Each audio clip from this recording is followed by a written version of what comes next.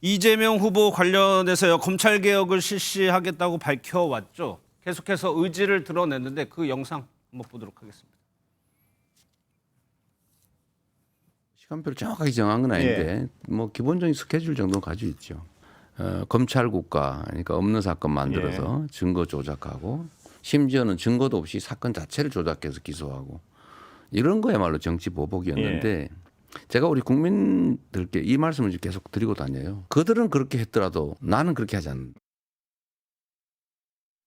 대법관 증언 관련해서 여쭤볼게요. 고약집에 들어가 있다면서요. 네네. 그러면 어떻게 되는 겁니까? 실제로 추진하는 겁니까? 네, 추진하는 겁니다. 그런데 아마 순서상으로는 이제 경제 문제라든가 이런 것들이 훨씬 더 지금 시급하기 때문에 그러한 부분들을 좀 진행을 하고 그리고 그 이후에 국민 공감대를 형성해서 이것을 하겠다는 겁니다. 또다시 강압적으로 한다거나 뭔가 윤석열 전 대통령식으로 또 불도저처럼 밀어붙이는 식으로 하면 사실 개혁을 해야 됨에도 불구하고 의대 증원 문제나 이런 것들 개혁 아무것도 못했잖아요. 오히려 현장만 다 망가지게 되고요. 그러니까 그러한 전철을 절대 밟을 리가 없죠.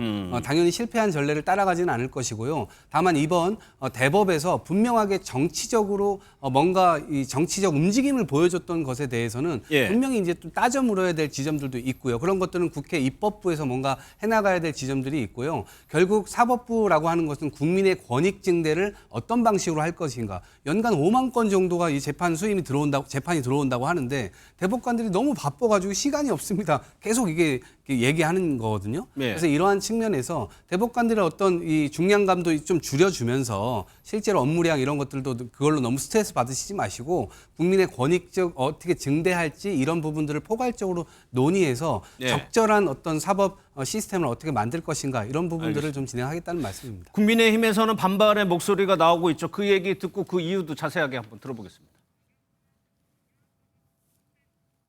공약집에는 그대로 있죠. 결국은 그 본래의 의도는 공약집에 있는 것으로 미루어 보아서 하겠다는 것이고요. 사법의 근본 시스템이 무너지면요. 이것이 국민 개개인의 권리 침해로 이어지는 것이거든요. 그래서 저희가 걱정하고 있는 것입니다. 나경원 의원은 사법 시스템 근본이 뭐 무너질까 봐 걱정이다 이런 취지인데요. 그러니까 단순 대법관 증언이 문제가 아니라 어떤 사람들을 대법관으로 추천할 것이냐, 누구에게 임명권이 있을 것이냐. 결국 이재명 후보가 대통령이 되면 자신의 입맛에 맞는 좌편향적인 판사들만 대거 대법관으로 임명해서 대법원을 장악하는 것 아니냐라는 우려를 할 수밖에 없고요.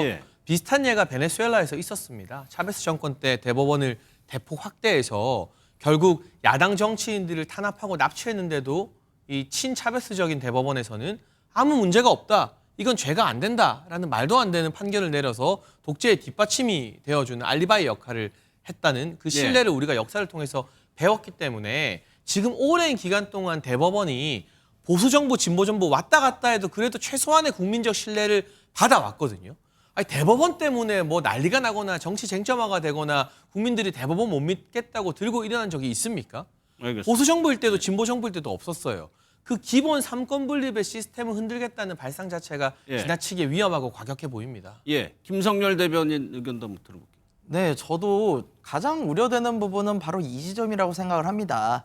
쉽게 말씀드려가지고 범죄 혐의자가 있는 사람이 경찰서장을 바꾸자 이렇게 얘기하면은 그것을 누가 좋게 보겠습니까? 지금 이재명 후보 같은 경우에 대법원에서 유죄 취지 파기환송이 내려온 상황이에요. 물론 나중에 선거 결과에 따라서 어떻게 진행이 될지 모르겠습니다만 이 상황에서 대법관의 숫자를 늘리자 그 대법관 숫자 누가 지명합니까?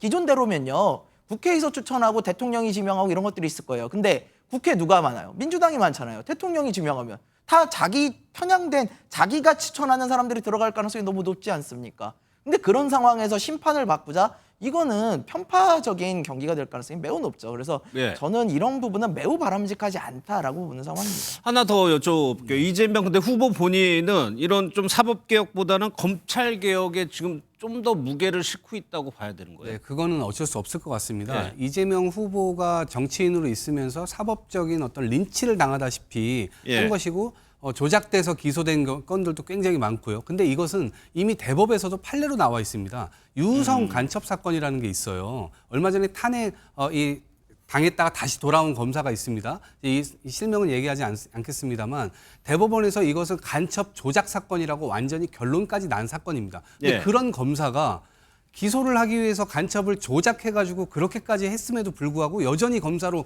일을 하고 있었다는 사실입니다. 이런 자체가 좀 말이 안 되는 것이고요. 예. 많은 국민들께서 이 윤석열 3년 동안 보지 않았습니까? 검찰총장이 법불악이라는 어려운 말을 써가면서 법은 권력에 아부하지 않습니다라고 하면서 김건희 여사 관련된 이 수사팀을 딱 꾸렸는데 그 수사팀 다 해체해버리고 그다음에 인사를 다시 다 내버려가지고 결국 그 수사를 할 수 없도록 만들었습니다. 예. 특정인에 대해서 성역과 특혜 이런 것들을 확 만들어주고 어느 특정인은 확실하게 공격하고 이런 것이 완전히 균형을 잃었던 검찰의 모습이었기 때문에 예. 저는 국민들께서도 이 부분에 대해서는 인정할 수밖에 없고 해야 된다라고 하는 여론이 훨씬 더 높은 것으로 알고 있습니다. 알겠습니다. 정치권 소식은 여기까지 듣도록 하고요. 사건 사고 소식으로 넘어가도록 하겠습니다. 너무나 짧은 시간 동안 판단을 해서 대통령을 뽑아야 되는 그런 상황이기 때문에 정책이라던가 생각이 어떠신지 임팩트 있게 들어보는 시간을 가져보려고 해요. 하고 싶은 정책 딱 3가지만. 우리 다 여기서 기다립니다. 요 얌치. 애 낳으면 무조건 1억씩. 적어도 수학 못하는 애 없었으면 좋겠다. 제가 그 중에 제일 힘든 게 가족들하고 싸운 거지. 가장 힘들었던 순간은 고문 받을 때 하도 많이 맞아가지고 얼굴이 틀어지고 전부 와, 제가 윤석열 대통령한테 얻어맞아가지고 한 2년 진짜 방황했거든요. 하얀 손을 흔들며 입가에 예쁜 미소 짓지만 일레꽃 붉게 피는 시청 앞 지하철역에서 너를 다시 만났었지.